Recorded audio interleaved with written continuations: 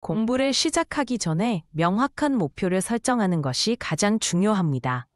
이번 주에는 수학 문제집 3장을 마스터한다.처럼 구체적이고 측정 가능한 목표를 세워보세요.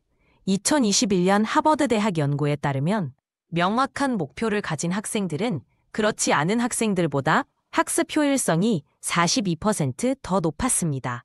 포스트잇이나 다이어리에 목표를 적어 눈에 잘 보이는 곳에 붙여두면 동기부여에 도움이 됩니다. 정리된 공간은 집중력 향상에 결정적 역할을 합니다. MIT의 연구에 의하면 깔끔한 책상에서 작업할 때 생산성이 28% 증가한다고 합니다.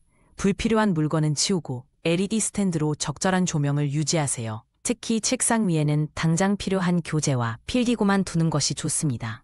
공간이 정리되면 마음도 정리되는 효과가 있습니다. 스마트폰은 가장 큰 방해 요소입니다.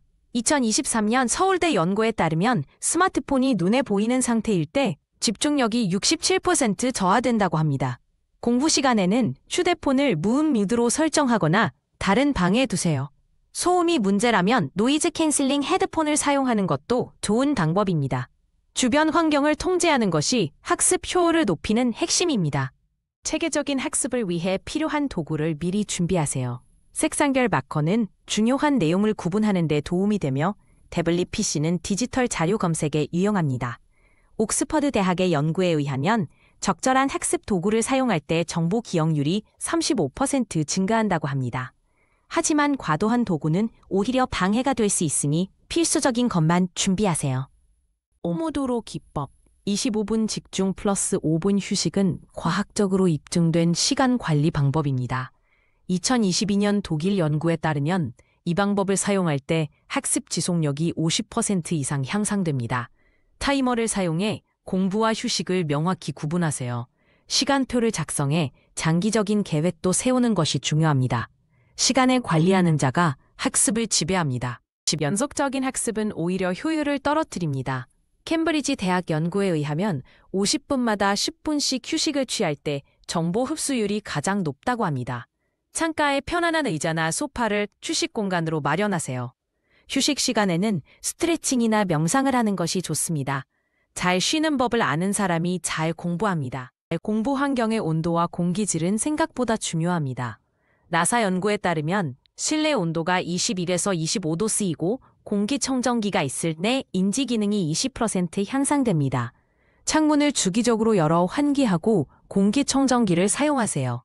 건조할 때는 가습기를 사용하는 것도 좋습니다. 최적의 환경이 최고의 학습을 만듭니다. 벽면에 영감을 주는 명언이나 목표를 적은 포스터를 붙여두세요. 심리학 연구에 따르면 시각적 동기부여 요소가 있을 때 목표 달성률이 40% 높아집니다. 나는 할 수 있다 같은 긍정적인 문구나 성공한 사람들의 명언이 효과적입니다. 하지만 과도한 장식은 집중을 방해할 수 있으니 적당히 대치하세요. 공부를 일상의 습관으로 만드세요. 런던 대학 연구에 따르면 21일 동안 꾸준히 반복하면 행동이 습관으로 자리 잡습니다. 아침에 일어나자마자 10분간 복습하거나 잠들기 전 다음날 계획을 세우는 작은 습관부터 시작하세요. 체크리스트를 만들어 성취감을 느끼는 것도 도움이 됩니다. 위대한 성과는 작은 습관의 누적입니다. 주간 단위로 학습 환경과 방법을 평가하세요. 2023년 스탠포드 연구에 따르면 정기적인 피드백을 받는 학생들의 성적 향상률이 2배 높았습니다.